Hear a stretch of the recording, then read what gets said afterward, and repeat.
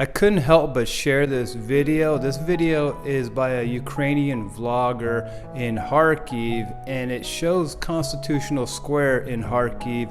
And this is exactly where I stayed when I was there for a little over a month in 2021. If you look in there, if you look at the buildings to the left, I stayed in an Airbnb in that building, and if you look over to the right, you'll see in the square, it looks like a big rock kind of. Well, that's the statue that is covered because of the war, and I saw that statue every day, and I'll put a picture of it right here. Anyways, well, welcome to my channel. My name is Darren, and on this channel, Darren's Travels. On this channel, I talk about traveling around the world if you're a guy by yourself, and more specifically, if this is your first time traveling. Today, I'm going to talk about why or will there be a ceasefire between Russia and Ukraine. I'm recording this in March of 2025. And I just want to give kind of my thoughts after my experience in that part of the world. And obviously I'm an American, but I've spent about 2 months total in Ukraine in Kharkiv and Kyiv and Odessa, all that over the years, over the last 7 years. And I also spent almost 3 weeks in Russia, in Moscow and St. Petersburg back in 2019. And so I have an interest in that part of the world, and obviously I want to see, an end to the war. I have friends there. Half of my Instagram is full of, Russians and Ukrainians and all that. So it's like, I definitely want the war to end. So, I'm going to talk about kind of my opinion of what I think is going on over there. And I do consume news, both Western and Russian news, essentially, regarding the war. So I don't get just complete propaganda from the West or propaganda from the East.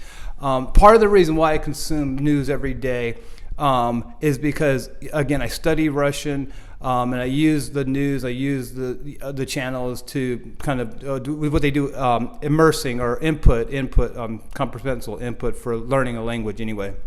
So that's why I'm on these channels every day.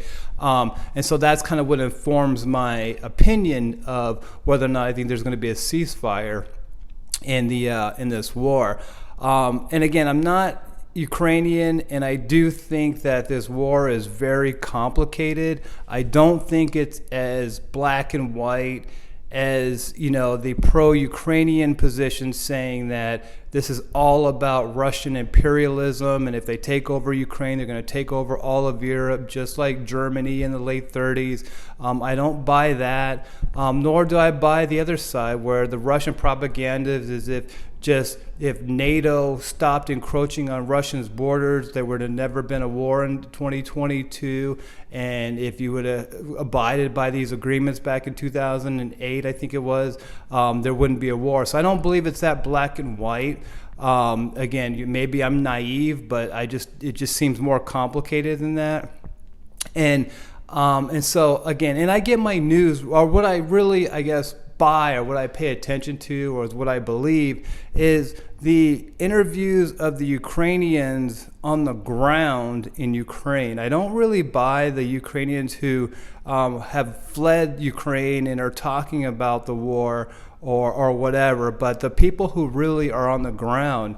And like I said, when I started this video, and this clip is from a girl, her name is Tatiana Antivar, I think it is. There's a link obviously here in this description, but she lives in Ukraine. She vlogged every day. She had a vlog before the war, but when the war started on February 24th of 2022, she vlogged every day. And so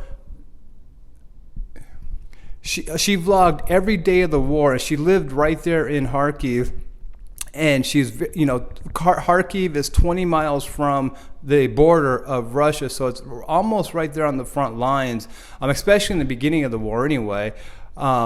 And so she's in it. She has the air raid sirens every day. She sees it bombed out, the buildings that have been destroyed over the 3 years every day. So I listen to her. I watch her vlog daily. And she says essentially that the common people on the ground want the war to stop. The common Ukrainians in Kharkiv want the war to stop. And they have this attitude kind of like if these Ukrainians who've left Ukraine and are promoting continuation of the war, that they should come back and go to the front lines and fight.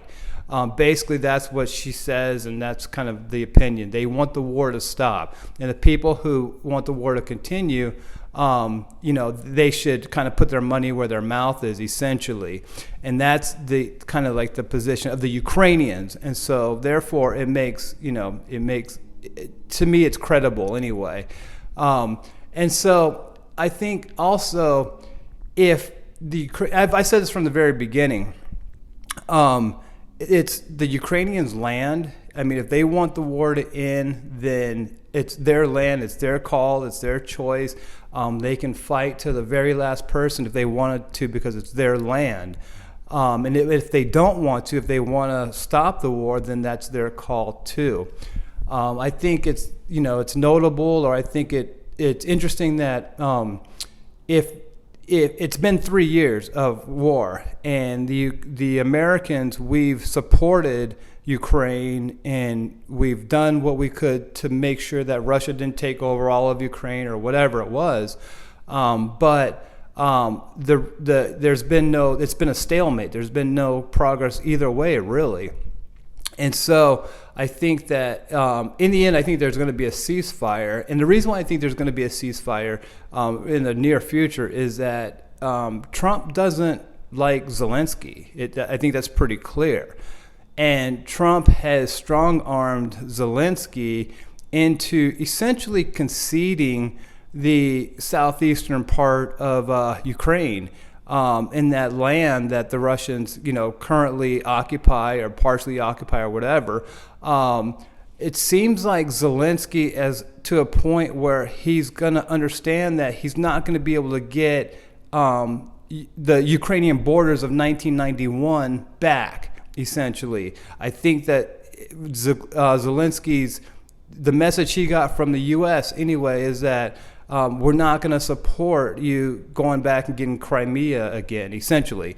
And so I think that's the real sticking point. And Zelensky, to his credit, obviously has kind of understood that. He probably can't say that publicly, but he kind of understands that now. And so I think that was like the biggest thing.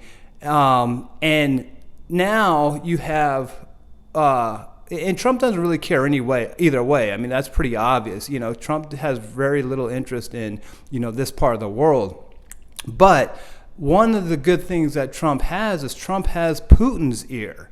And Trump likes Putin for whatever reason. He likes Putin. And therefore, Trump is the only person who can get Putin to stop, right? I mean, or stop and accept guarantees from security guarantees for Ukraine. I think that's what's going to happen. Obviously, that's kind of the way this is going to end. There's going to be stop fighting. Russia's going to keep part of that southeastern part of the country, and there's going to be security guarantees for Ukraine in some fashion. And I think Putin can I think Trump can strong arm Putin into accepting that. And stop fighting and stop the shooting, stop the killing and all that. So that's why I think there's going to be a ceasefire, just because Trump's in office and Trump and Putin are friends, and Putin will do this for Trump, I think.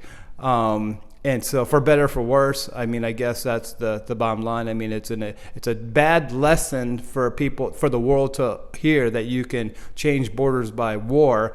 And that's clearly what the U.S. has been saying for the last 3 years under Biden and everybody else. And obviously that's international norms, and obviously you can't have people just changing borders by force.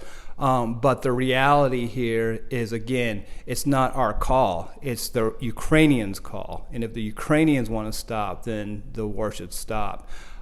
So, again, that's my take on it. Again, just from consuming Ukrainian news every day, on both sides, really.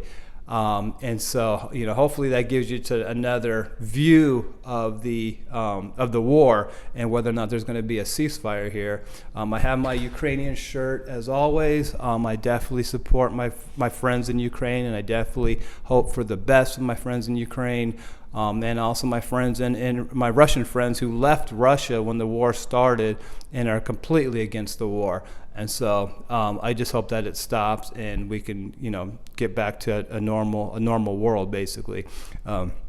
Anyways, well, that's all I have. I mean, please leave a comment below what you think of my take anyway. And also subscribe to the channel if you haven't. And thanks for watching.